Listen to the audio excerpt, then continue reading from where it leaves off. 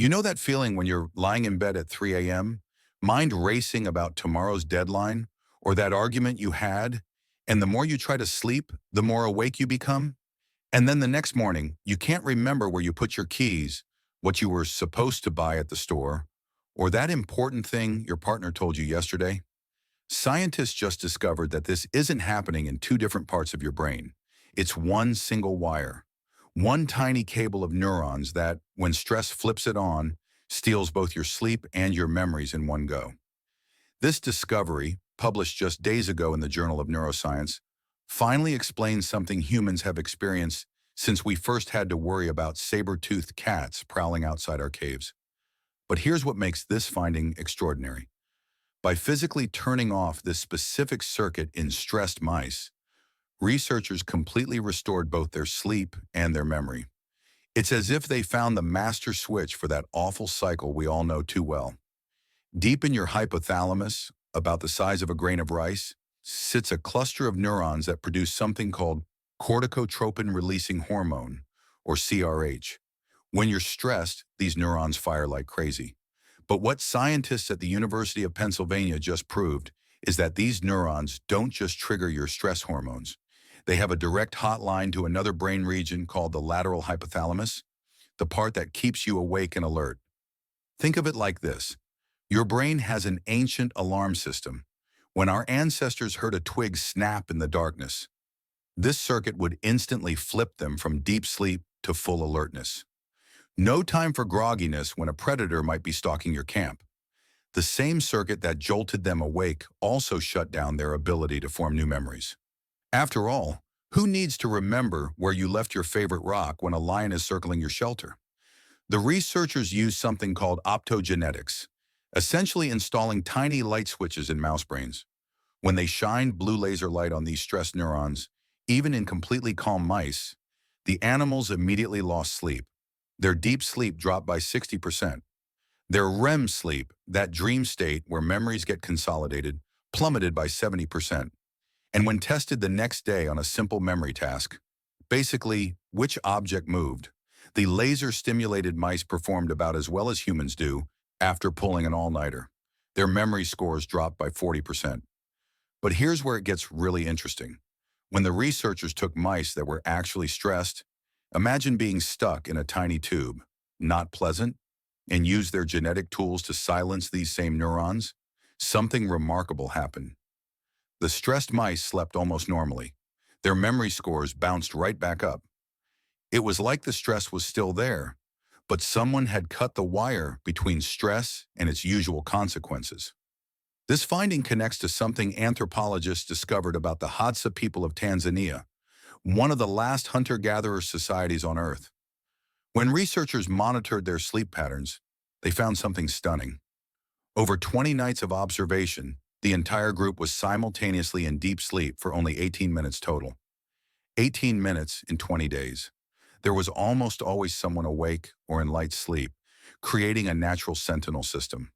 What we call insomnia in older adults might actually be an evolutionary feature, not a bug. Grandma's restless sleep meant there was always a guard on duty. The very brain circuit that Pennsylvania scientists just mapped could be the biological basis for this sentinel behavior. Our ancestors who had hair-trigger stress circuits that could flip them from sleep to wakefulness in an instant were the ones who survived to pass on their genes. The pathway works like this. Stress activates CRH neurons in the paraventricular nucleus. These neurons shoot signals directly to the lateral hypothalamus, home to orexin neurons, the brain's primary wake-up cells. It's the same system that's disrupted in narcolepsy, where people suddenly fall asleep because their orexin cells don't work properly. When stress hits this circuit, it's like jamming the brain's wake button in the on position. The memory loss happens because your hippocampus, the brain's memory center, needs those sleep cycles to replay and consolidate the day's experiences. When you lose 60% of your deep sleep, you're essentially deleting the process that turns short-term experiences into long-term memories. The stressed brain is making a trade-off. Alertness now, memories later. Or maybe never. The numbers here are striking. 1 hour of laser stimulation to this tiny brain region wiped out a full day's worth of spatial memory in mice. The effect size matches what we see in humans perfectly. Remember Randy Gardner, the high school student who stayed awake for 264 hours back in 1964? By day 11, he couldn't subtract 7 from 100. His brain's memory circuits had essentially shut down. There's a cruel irony in how this system operates in modern life. The circuit that once protected us from midnight predators now fires when we check our email before bed, worry about mortgage payments, or replay an awkward conversation. We're using Stone Age hardware to process Space Age problems. The line at the cave entrance has been replaced by the notification ping, but our brains can't tell the difference. The lateral hypothalamus, where these stress signals land, is fascinating in its own right. It's not just about keeping you awake. This region talks to your hippocampus, influences your metabolism, and helps regulate motivation. When stress signals flood this area, they're not just preventing sleep. They're actively interfering with the delicate neural symphony that creates and stores memories. What's particularly clever about this research is how they prove causation, not just correlation. It's one thing to say stress associates with bad sleep and poor memory. It's another to show that artificially activating this specific circuit in calm animals produces the exact same deficits, and that blocking it during real stress prevents those deficits entirely. This is the smoking gun neuroscientists have been looking for. The evolutionary perspective makes this even more compelling. Different species have evolved remarkable adaptations around sleep and stress. White-crowned sparrows during migration can fly for days with 70% less sleep than normal. Yet their cognitive performance actually improves during this period. Once migration ends, they crash hard and sleep extra to recover. Their brains have evolved a way to postpone sleep's necessity when survival demands it. We haven't evolved that flexibility. Our stress circuit is more like an on-off switch than a dimmer. When it fires, we get the full ancient program: hypervigilance, disrupted sleep, compromised memory formation. In a world where the threats are chronic rather than acute, where they're psychological rather than physical, this system becomes a liability. The sex difference question looms large here. All these experiments were done in male mice. Female stress responses can differ significantly, partly due to estrogen's effects on these same brain circuits. We don't yet know if the female version of this pathway works identically. Given that insomnia and stress-related memory problems affect both sexes, the smart money says there's a similar circuit, but the details might vary. This discovery opens several therapeutic doors. We already have drugs that target both ends of this circuit. CRH receptor blockers have been tested for depression and anxiety. Orexin receptor antagonists like suvorexant are FDA approved for insomnia. Now that we know these systems are directly connected by this stress highway, combination approaches might work even better. Imagine a medication that specifically quiets just this stress-to-arousal pathway while leaving other brain functions intact. The timeline for such treatments isn't science fiction distant. Because drugs targeting these systems already exist, researchers could begin testing combinations or new applications within 18 months. The regulatory pathway is clearer when you're repurposing existing medications rather than inventing new ones. There's also a deeper insight here about the nature of memory itself. We often think of memory as a passive recording device, always on, always capturing. But this research shows memory formation as an active process that the brain can shut down when it deems survival more important than learning. Your brain is constantly making trade-offs, and under stress, memory gets traded for vigilance. The hippocampus needs specific sleep stages to replay the day's experiences. During deep non-REM sleep, sharp wave ripples course through the hippocampus, replaying sequences of neural activity from waking hours.